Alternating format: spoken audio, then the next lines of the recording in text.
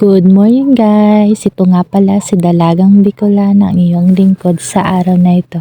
So for today's video nga pala guys ay ipapasyal ko kayo sa aming munting farm dito sa aming likod bahay kung saan yung nakatanim yung mga gulay na tanim ni Papa. So ito nga guys, papunta na nga ako dito and makikita at kung napapansin nyo po, madami po talagang puno po dito sa amin kaya maganda po talaga dito, mapresko po.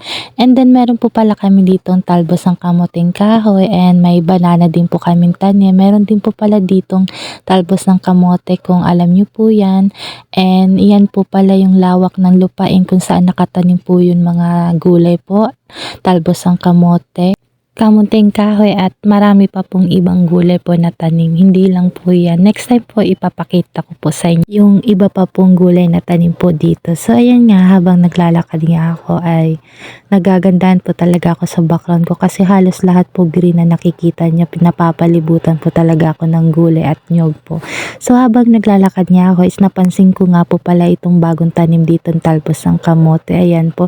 Ganyan po yung itsura ng talbos ng kamote pag bagong tanim.